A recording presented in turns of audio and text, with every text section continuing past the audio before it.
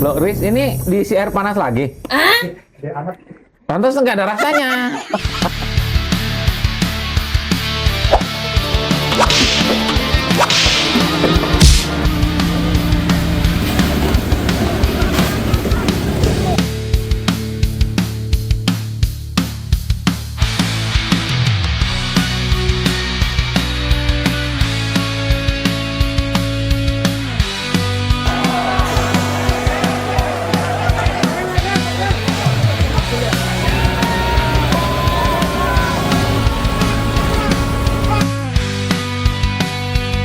Coba kita berpikir dulu ya, setelah ada bakar-bakaran, sebaiknya kita panggang-panggangan. Panggangan sate. Ya, itu kan biasanya Pak Kiai ajak kita makan-makan ke tempat Korea itu kan, panggang-panggang, lebih enak. Korea tutup. Korea tutup, Ya. kenapa Pak? Ya, karena khawatir chaos hingga tutup. Oh, Tapi tetangganya sebelah buka maksudnya. siapa itu? Taiwan. Oke.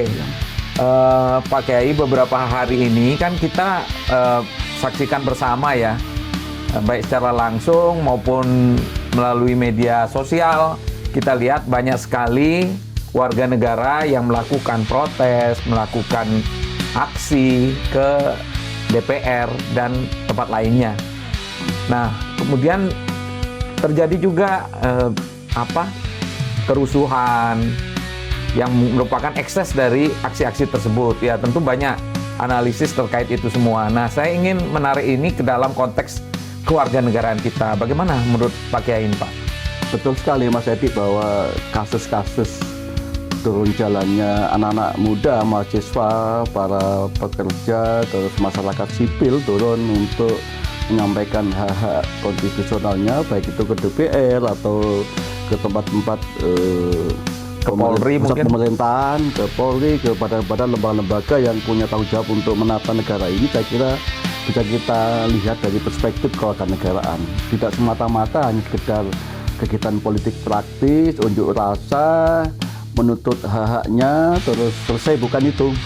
Kalau kita tarik lebih luas, lebih dalam lagi, punya kedalaman menyangkut soal informasi dan substansi menyangkut soal kewarganegaraan selama ini mungkin belum banyak menjadi perhatian utama publik termasuk masyarakat. Karena itu saya mengajak pada masyarakat luas, terutama kalangan terdidik, untuk menjadikan ini menjadi sebagai bagian dari edukasi kewarganegaraan bagi publik.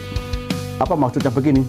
Jadi kejadian kemarin ya, sebetulnya itu adalah salah satu saja elemen penting dari pendidikan kewarganegaraan. Misalnya bahwa sebelum itu ya, kita tarik ke belakang, kewarganegaraan itu adalah sesuatu yang muncul setelah kita bersepakat bahwa adanya negara itu atas dasar kontrak sosial, kesepakatan antar warga negara yang ingin membentuk negara itu, para the founding father, terus dengan para pihak-pihak yang nanti akan terlibat di dalam sebuah negara yang namanya Negara Kesatuan Republik Indonesia.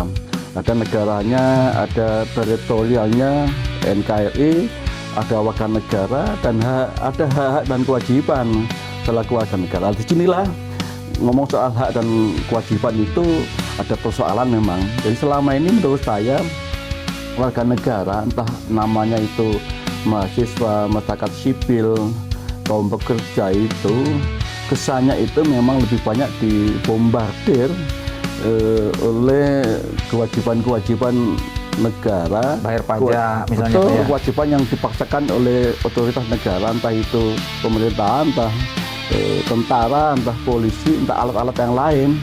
Sementara hak-haknya itu terkesan ya tidak diberikan secara seimbang. Karena itu common sense kita, kausial kita menganggap wajar ya kalau cuma 1-2 hari nggak masalah, ini bertahun-tahun, bahkan sejak orde mungkin orde lama, ganti rezim orde baru, orde reformasi, ternyata itu hanya berganti rezim, berganti komitmen, berganti semangat bahwa untuk memperbaiki keadaan. Tapi posisi warga negaranya betul, tetap tertekan, dan kewajibannya tetap dikedepankan, sementara hak-haknya itu kurang mendapat perhatian oleh negara ini. Saya kira itu salah satu poin yang kita bisa catat dari peristiwa kemarin, demo-demo yang semacam itu.